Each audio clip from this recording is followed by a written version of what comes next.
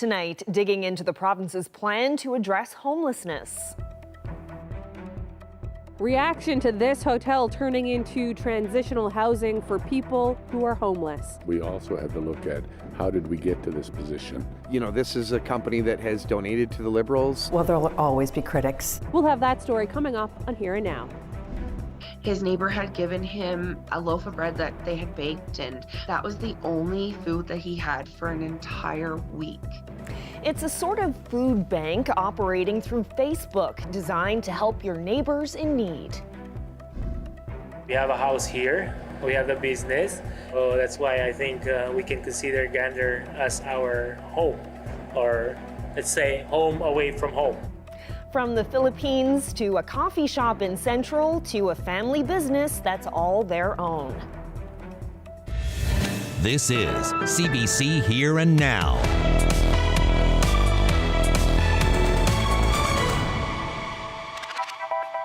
Good evening and welcome to Here and Now.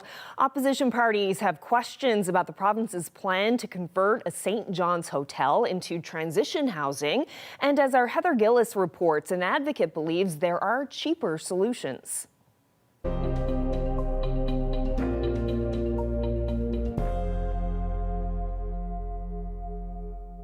It's one thing both parties can agree on. Transitional housing for people who are homeless is a good first step. Well, the first thing you have to be concerned about is the people who are homeless, and this may offer some hope to them. The government is finally seeming to listen.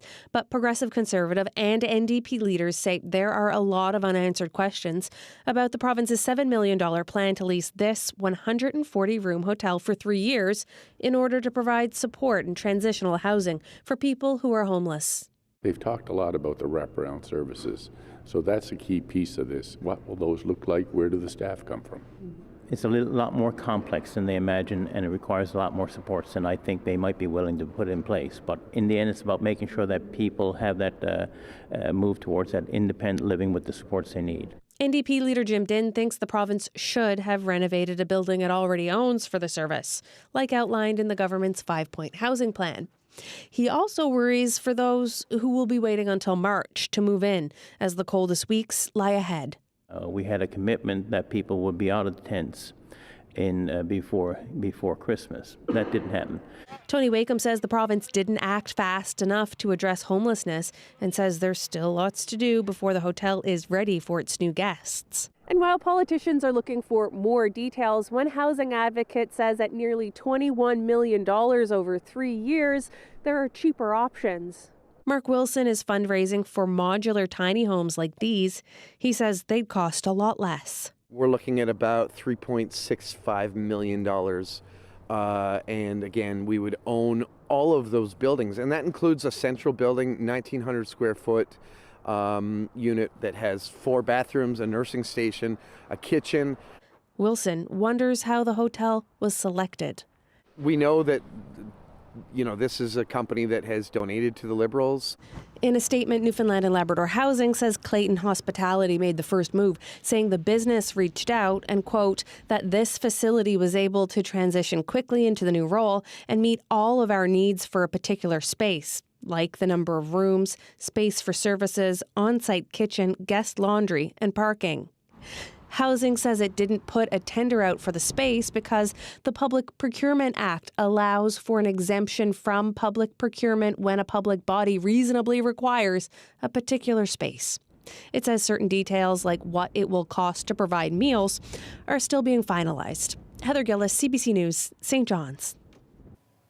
As you saw there, the Comfort Hotel is the building in question. We spoke with one of its co-owners about donations made to the Liberal Party. According to Elections NL records, it donated about $3,900 to the party over a 2-year period. But Judy Sparks-Gnu says her business saw a need and wanted to help. Well, there'll always be critics, you know, and there's certainly been lots of them, but I will say to you that I've received far more positive response. Many people are inspired by what we're doing rather than finding fault in it. I think it's incumbent upon us as, you know, to be socially responsible and take care of people. And if somebody wants to link that to $4,000 to the Liberal Party in Newfoundland and Labrador, go ahead. I think I'm probably many hundreds down the list. So we started discussions, we made a proposal. We had some very candid and transparent conversations about what we could offer as an asset. And at the end of the day, I think they were respectful of the fact that we were able to respond quickly, which is a big component of this because there's lots of layers. There's risk in this. You don't just decide to do this one day and it happens the next. There's costs involved. Terminating a franchise agreement is not for the faint of heart. So there's not everybody that's prepared to take those types of risks. So what will it take to get the 140-room hotel ready for this transition? And what does this mean for the staff? We return to the Comfort Hotel for more of that conversation. That's ahead in 30 minutes on Here and Now.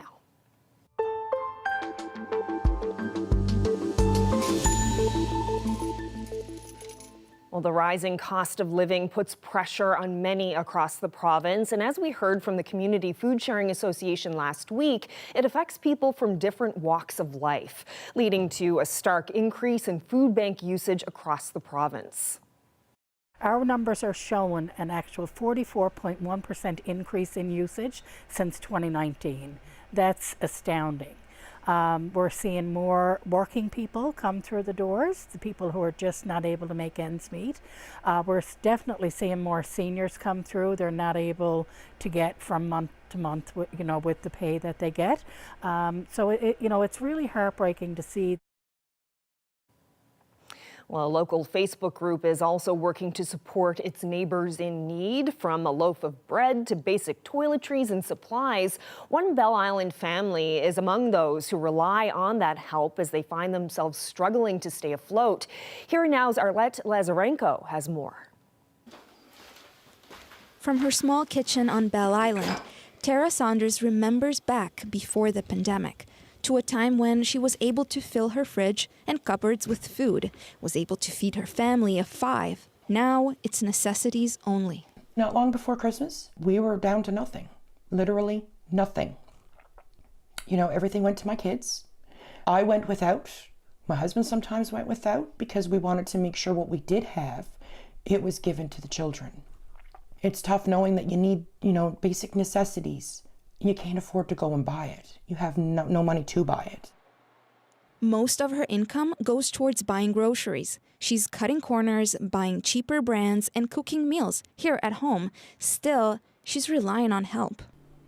I don't know where I would be, honestly. I really don't. Probably not in a good situation. But I am truly thankful to have my mom and dad, to have my friends, and to have Neighbors in Need. Neighbors in Need is the name of a Facebook group, all about creating connections. We realized that people were asking for basic necessities, things that a lot of people take for granted, like groceries, shampoo, conditioner, dish soap, laundry soap, toilet paper. These were some people's requests for Christmas because it's things that they can't afford on their grocery bill anymore. On a slow day, Barbara says as many as 100 messages pour in. This holiday, nearly 1,000 people reached out wanting to sign up for a Christmas wish list program, and their stories were striking. We had seniors who had been given a loaf of bread by a neighbor, and this gentleman was 75 years old, and his neighbor had given him a loaf of bread that they had baked and passed it on, and that was the only food that he had for an entire week. And when I asked him what he wanted for Christmas, he wanted a turkey or a ham. And when I asked, when we talked more, it was because he could cook that and it would last him so much longer and he would actually have food to eat for a couple of weeks and he wouldn't have to worry. And that story was repetitive right across. There was very few seniors that we talked to that didn't have a story of despair and literally starving. A reminder that no amount is too small and that every little bit counts, as one neighbor does their part to help another. I had $5 in my account one time, and I seen somebody had posted to Neighbors in Need, needing help. I sent in that $5. That could have bought me a loaf of bread. But I had a loaf of bread that day. Arlette Lazarenko, CBC News, St. John's.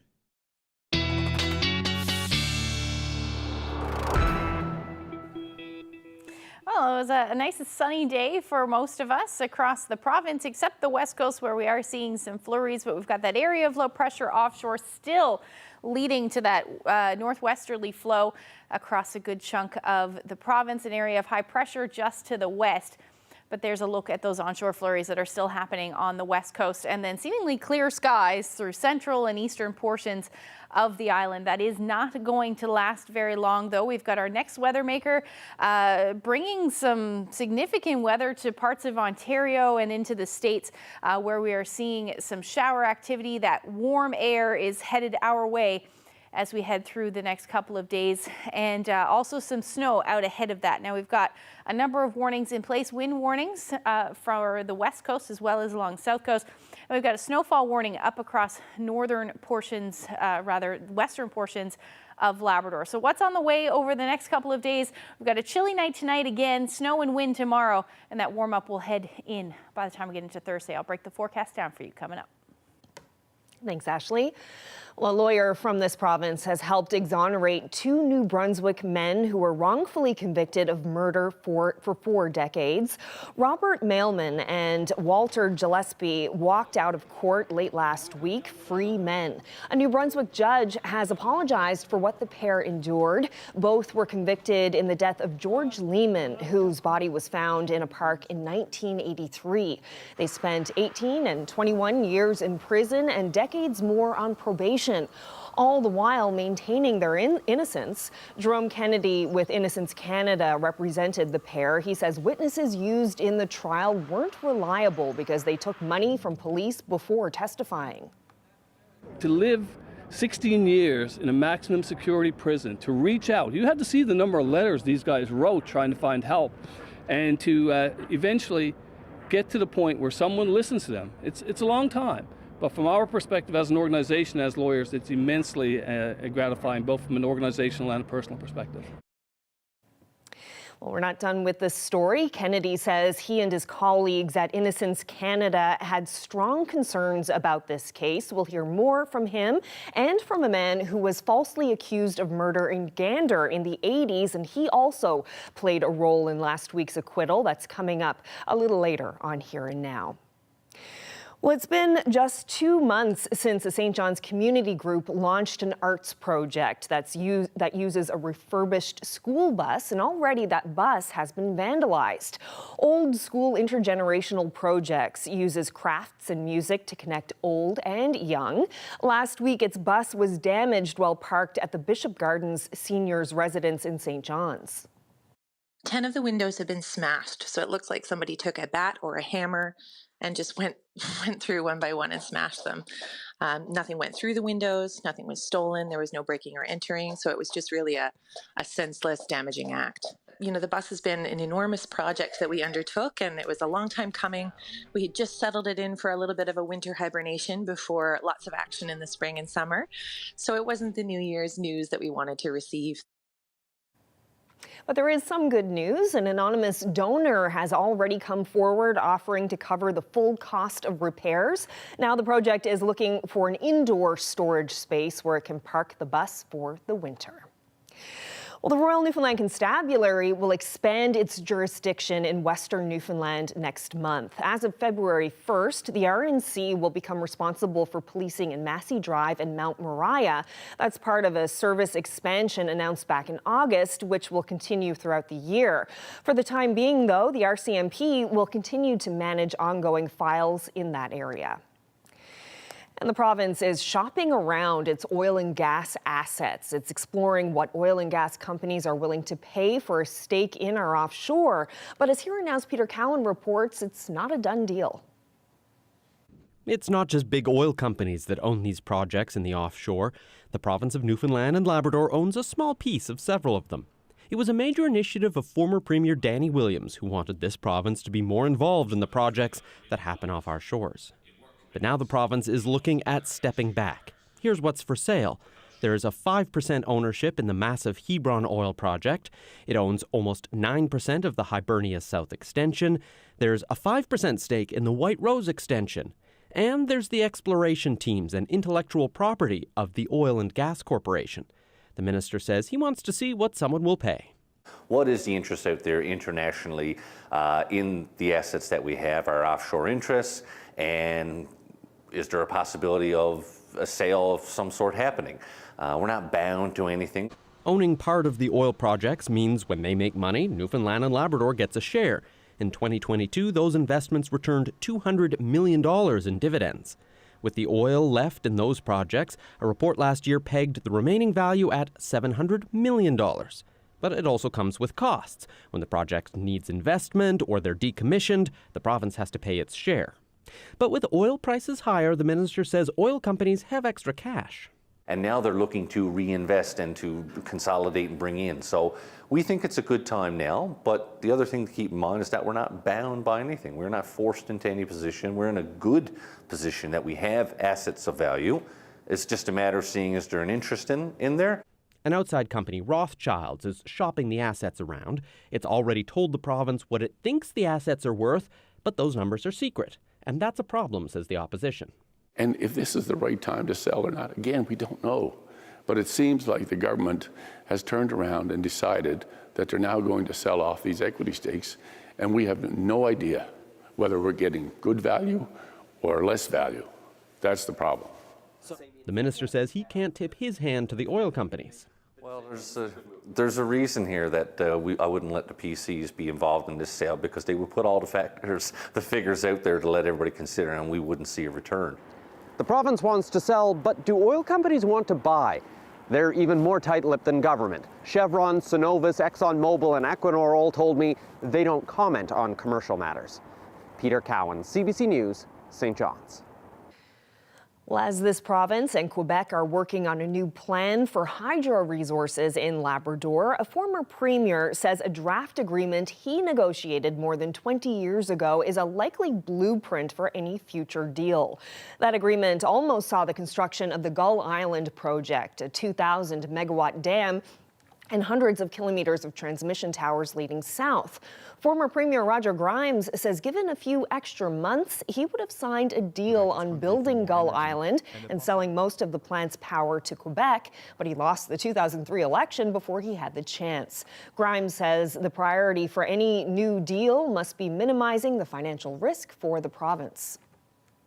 It's going to go through Quebec, so Quebec will have to be involved, but hopefully their involvement will be like it was going to be in 2002 as a paying customer, paying the market rate with guarantees that Newfoundland and Labrador share in any upsides on the pricing.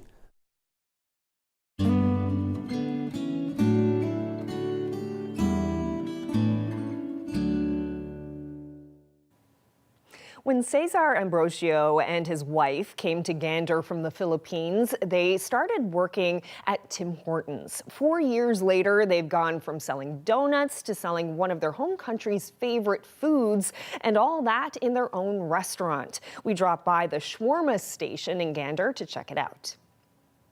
I mean, coming here where we don't know anybody, it is quite a big challenge to open up a place like this, especially knowing that shawarma is not very familiar in this area of the country. But it gave us more drive to do it, and and we just did it. Hi, so my name is Cesar Ambrosio, and I'm the owner of the shawarma station. And so we're here now at my place.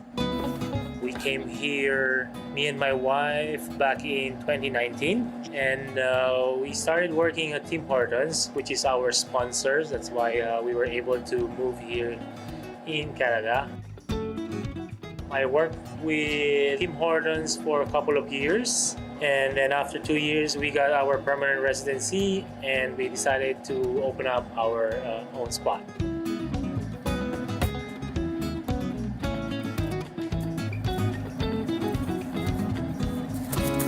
So the shawarma basically started just passion food and, love for shawarma.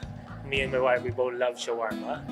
And now we've been operating for 2 years, and we were happy with how the locals are actually accepting us. and not just us, but also the food that we are bringing out.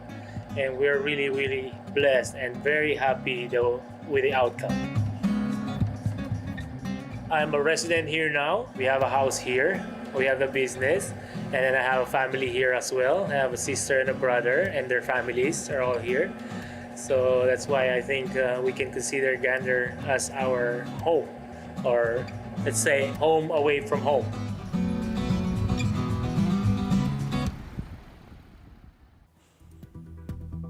A quiet, chilly day today. As we head through tomorrow, it will be quiet to start, but weather moves in again Wednesday evening and through Thursday. I'll get into all the details coming up.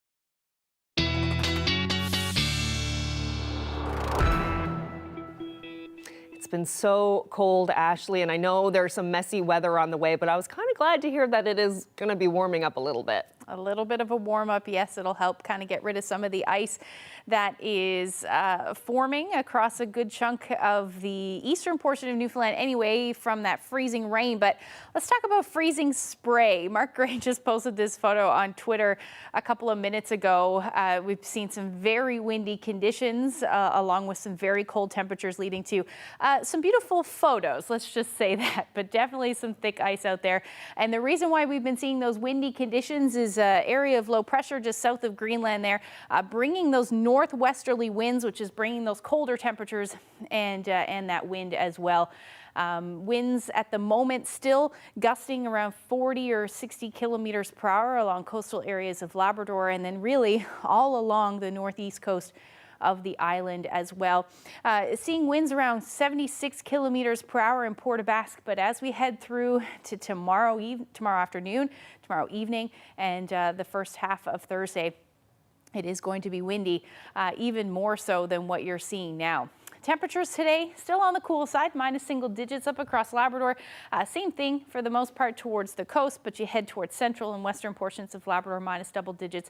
Quite the warm up though from the last couple of nights anyway in the west, where we're seeing much colder temperatures down to about minus 22 in Lab City at the moment, with those wind chill values into the minus 20s across the big land, but the island still looking at those wind chills into the minus teens as well. And as we head through tonight, a similar story as our temperatures drop again. About minus 9 will be the overnight low in St. John's, minus 15 through Grand Falls, Windsor.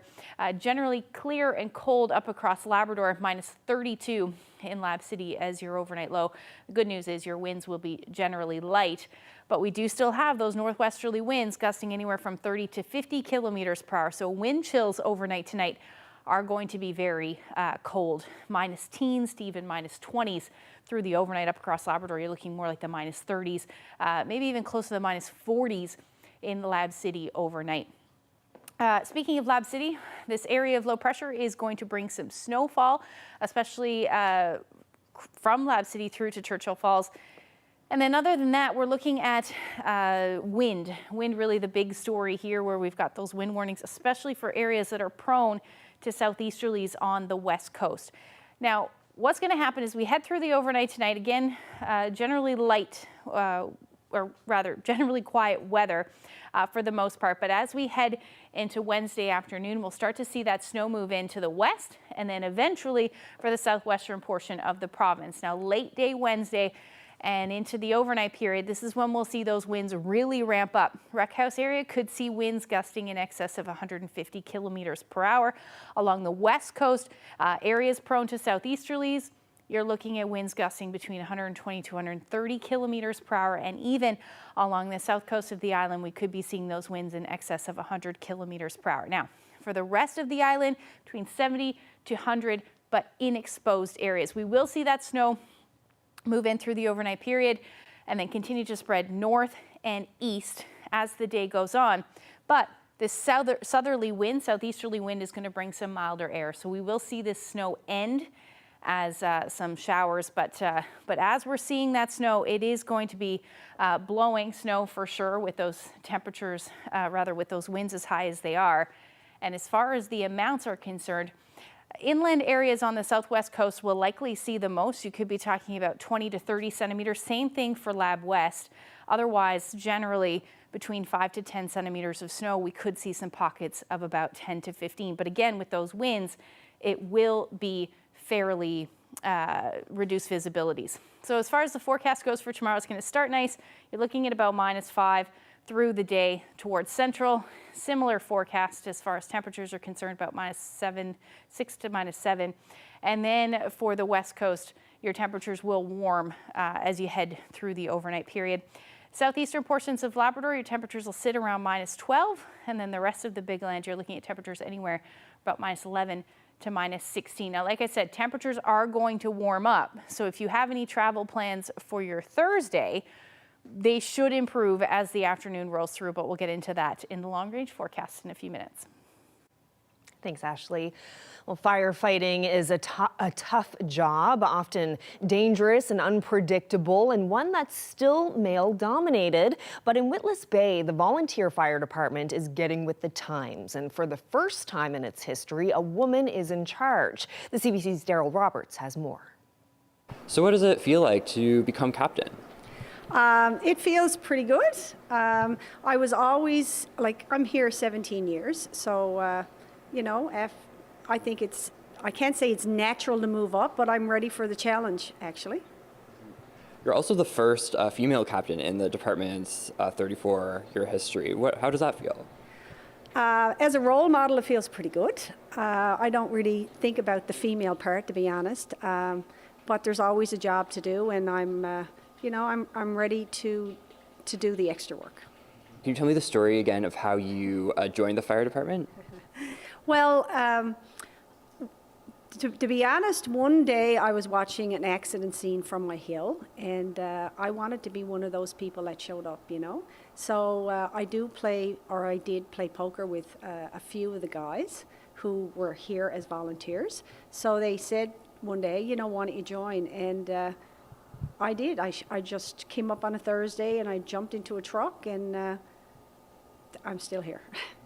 And what's it been like for you over the years of volunteering and being a part of the fire department here? It's been really good, We've seen a lot, and it's been really hard. It could break you, to be honest. But you put it in a place, and you just have to keep in the back of your head that you're here to help. So you keep going. Starting in March, this St. John's Hotel will be leasing out the entire building to the provincial government, offering 140 rooms to homeless people who are trying to transition into permanent housing. Coming up, we'll speak with the owner of the Comfort Inn about this big change.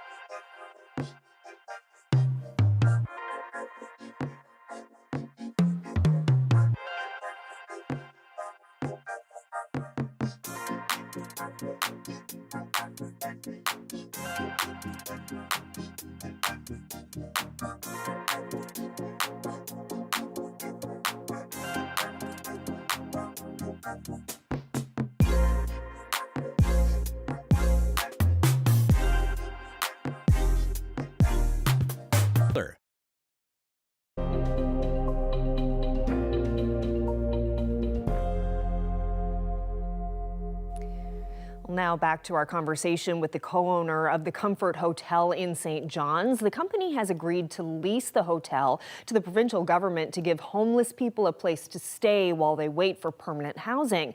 It'll cost around $21 million to operate the 140-room hotel during the 3-year lease.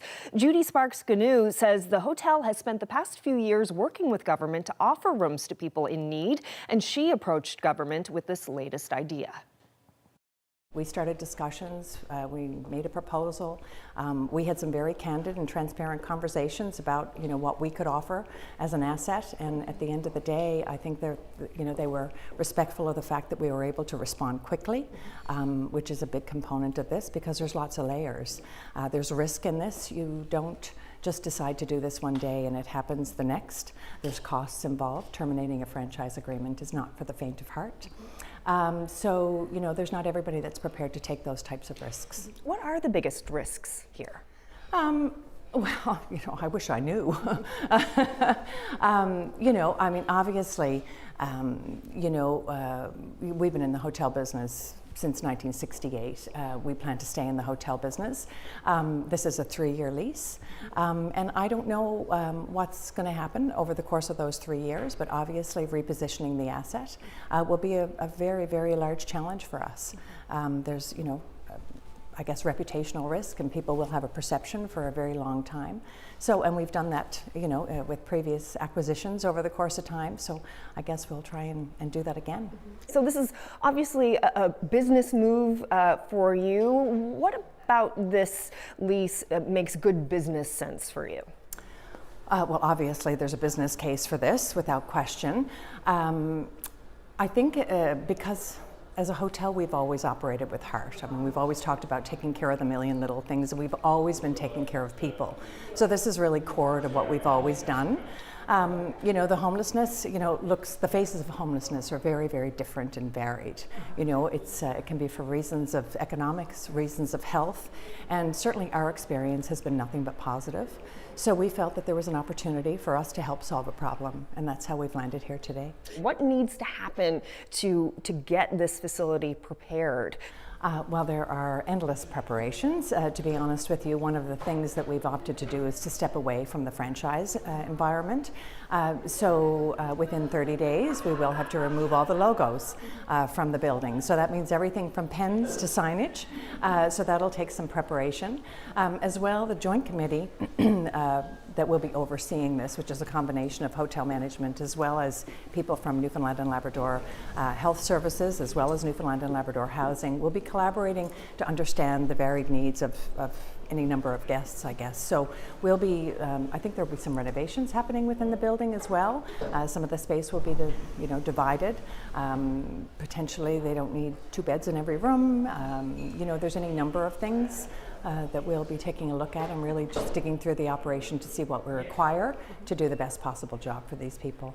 And what about the staff who work here already? Will you be keeping everyone on? And what has the reaction been like from your employees? So, well, the reaction was one of shock yesterday morning, and I confess to you that the lease was signed on Friday afternoon amidst a snowstorm, and we weren't aware at that time, but government did decide to announce early yesterday morning. Many of our staff have worked here for years. So it's a very different regime. So there were lots and lots of questions, and although we couldn't answer all of them, and I think the Joint Committee that I referred to a few moments ago will be they'll provide more answers to all of us, because I certainly don't have, I have questions too. But the reality is that as a hotel, we will maintain guest services and maintain our front desk will be will stay as is, and we'll call for a taxi or we'll direct them to to the ice machine or whatever else. Food services, of course, are required 3 times a day. So, you know, our kitchen team, and, you know, and servers, and of course housekeeping. So we'll have a lot of rooms to clean on a regular basis. And a lot of the people who will be staying here, presumably, are the same folks who use services at the Gathering Place, which is quite a ways away from this location. Do you have any concerns about, you know, transportation and how some of these people will be getting back and forth? Well, I think that, you know, obviously if they're residents here, they'll be provided meal service here. So potentially it will ease some pressure on places like the Gathering Place and many others. You know, I guess we'll be chatting with Metrobus to see if they'd like to replace or put back the bus stop that we used to have in front of the building. But I think that, you know, removing it from the downtown also, you know, removes a lot of other layers, you know, and actually I think this location, the layout of the building was very appealing to the province. It's also close access to the highway to get to the hospital. You know, it's very accessible. So I think that was part of the rationale. And some of the people who will be staying here, you know, it's pretty well known. There will be mental health issues, there will be addictions issues. Do you have any concerns in that regard about the people who will be coming in here? I know government said that they'll be selecting people based on who's a good fit for these rooms, but do you have any concerns about that? Well, I will say to you that as a hotelier, we deal with that every day at some level. You know, you don't always know when you're checking someone in. You can often be dealing with things and circumstances that are unknown to you at the time.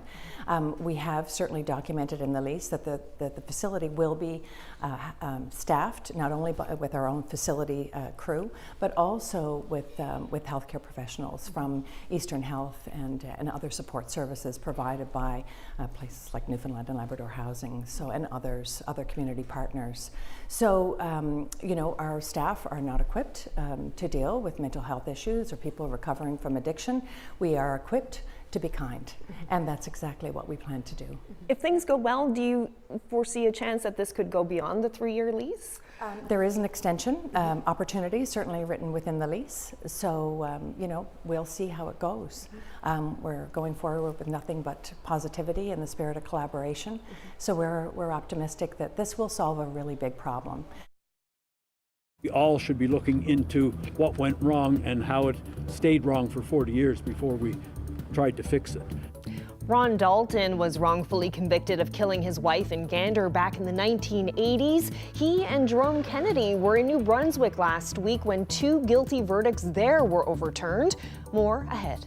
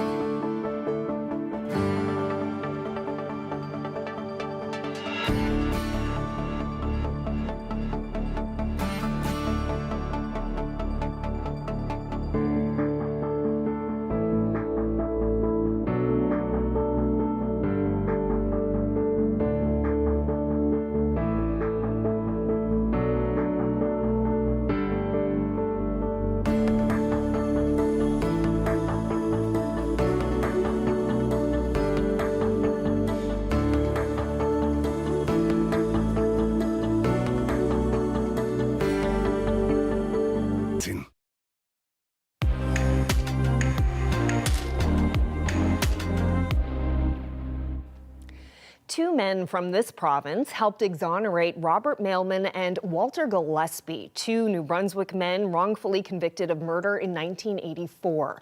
Innocence Canada is the nonprofit group that advocates for the wrongly accused.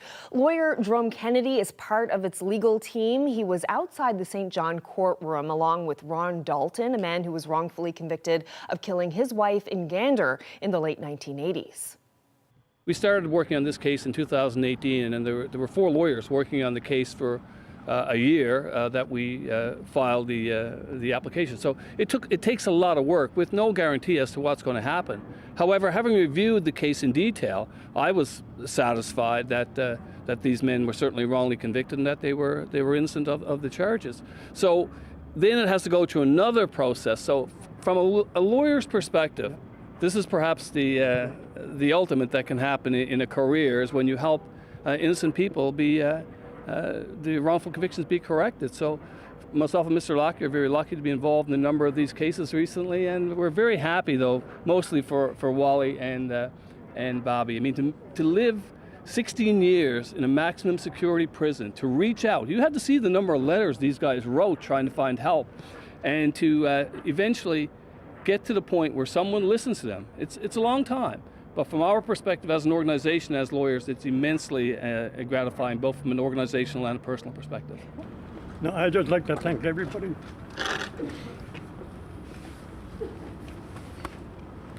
Mostly the council, Edward, everyone involved. How do you feel? I feel good. Bobby asked me to say a few words on his behalf because his voice is weak, and so is he. So they've been 40 years waiting for this, as you can imagine. They're glad this day has finally come. They're sorry it's taken 40 years for it to come, but as Mr. Kennedy and Mr. Lockyer expressed in court, better late than never. But justice denied is also justice delayed. You know, we all should be looking into what went wrong and how it stayed wrong for 40 years before we tried to fix it. And it's too late to fix a lot of it. These men will never get back their lost years. Mr. Lehman's family will never get justice for his murder. And the people in New Brunswick deserve better.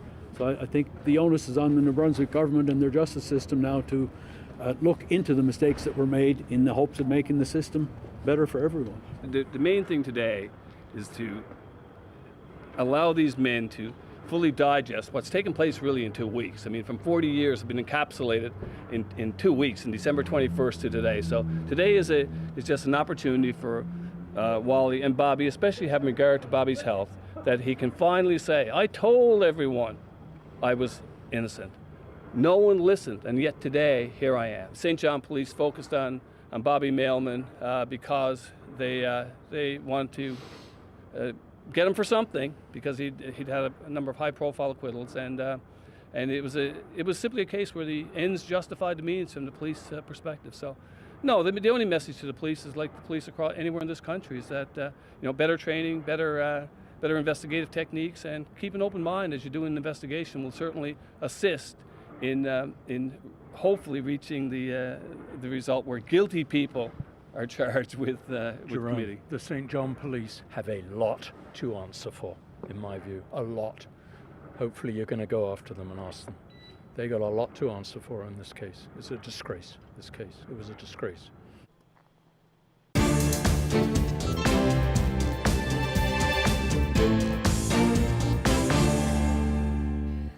Quebec students returning to school this week will do so without their cell phones. Phones are now banned from classrooms in that province. Ontario has a similar rule, though it's often ignored. The CBC's Deanna Sumanak-Johnson has that story.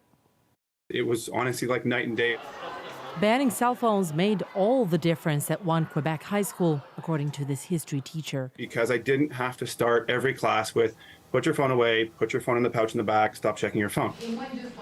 That ban now in effect for all of Quebec public schools. The province introduced it in the summer, citing a UNESCO report that found that cell phones had a negative effect on student focus, socialization, and mental health. But not everyone thinks it's a good idea. Without your cell phone, it's like a big part of you is lost, and I feel like that would stop a lot of kids from going to school. I'd like to see workshops geared towards children and their parents on technology addiction. Another issue, can it be enforced? Ontario has struggled to police its ban since 2019. It's very much just like a casual ban. The student trustee says cell phones have educational value at school, especially if the board can't provide each student with a laptop. But I think a better approach is teaching students the dangers of technology, how to build proper work ethic, and how to manage those distractions and tune them out. In Ontario, like Quebec, enforcement is left up to each school or board. But some who work in education feel the rules need to be uniform, like the chair of Toronto District School Board, the largest in the country. If it's embedded in policy, very clear policy with very clear expectations, then I feel like it's easier for staff to say, this is TDSB policy, phones away, end of discussion. Well, NASA's program of missions to the moon is being delayed. Numerous technical problems and concerns for astronaut safety are holding the project back. The Artemis II mission is being moved to September of next year. It was slated for November of this year and would have sent 4 astronauts, including Canadian Jeremy Hansen, on a trip around the moon. NASA hoped the Artemis III mission would land humans on the moon again in 2025, and it's being delayed until September of 2026. The last people to walk on the moon were members of the Apollo 17 crew in 1972.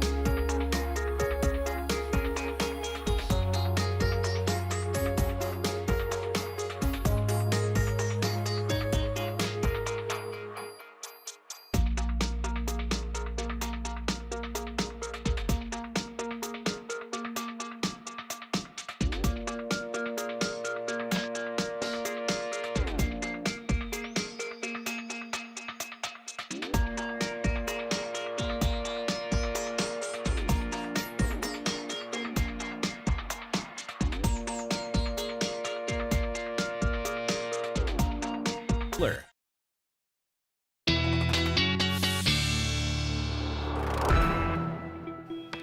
All right, so Ashley, earlier you mentioned that there's a bit of a warm-up coming, at least in terms of the super cold temperatures that we've been experiencing lately. But first we have to get through a bit of snow, right? That's right, yeah. So that snow is going to move in as we head into Wednesday evening and then eventually through the overnight. Let's take a look one more time as to what's going to happen. So you can expect that snow to be blowing around for sure on the south coast and southwest coast, I should say, as well.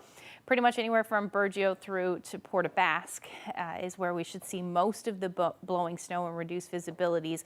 But as that snow continues to work its way north and east, we will see somewhere between 5 to 15 centimeters associated with this. But that warmer air will move in Thursday morning, and that is going to change that over to some showers starting in the south and then eventually through the morning hours for the east as well. So temperatures bumping up well above zero for most of the island. Labrador, you are going to stay on the cold side of this with that snow sticking around as well. But your temperatures still warming up for a good chunk of Labrador, anywhere from about -1 to +2. Lab West, though, you're still going to stay into the minus single digits now across the island. Other than the northern peninsula where you're hovering around +1, most of the island should see somewhere between 3 to 5 degrees as your daytime highs. And then in the afternoon, once the rain clears, we should actually see the sun peek out as well through the day. Now, Thursday evening and into Friday, similar pattern. Another system moves in where we could see some showers. Well, it's the same system really, but another round of showers will move in for your Friday morning, and we could see some more snow on the west coast as well. Most of Labrador will still be on the cold side of it, with the exception of the southeast. We may see some mixing in with that as well. Now, our temperatures are going to be somewhere between 0 and about +3 through the day. And behind that system, though, those temperatures will be on, or the winds will be onshore rather. So we'll likely see some onshore flurries develop for those of you on the west coast again. Otherwise, hanging on to those temperatures near or just below zero for most of the big land, except in Lab West again. You'll be hovering around -14 as your daytime high on Friday. Now, the long range forecast showing after Friday, temperatures dipping back down on Saturday with some sunshine, and then we'll return back up above zero for your Sunday, with the chance of a few showers in the mix as well, and overnight lows into the minus single digits. Also on Sunday, we may see some freezing, that start as some freezing rain. Same thing for central Newfoundland, with your temperatures hovering around +2, but dropping in the evening hours. And then for western Newfoundland as well, those onshore flurries will continue right through Saturday, but Sunday with that warm up, don't be surprised to see a few showers in the mix. Now for eastern Labrador, flurries the story right through Friday. Saturday, we're looking at a temperature around -9, and again, some sunshine. But Sunday, we will likely see some accumulating snow as your temperatures hover around the 0 degree mark, but drop overnight. Now for western Labrador, this will likely be a lot more snow for your Sunday, so you're going to keep an eye on that forecast. But all of you, I'm sure, are very happy about it, because there has certainly been a lack of snow.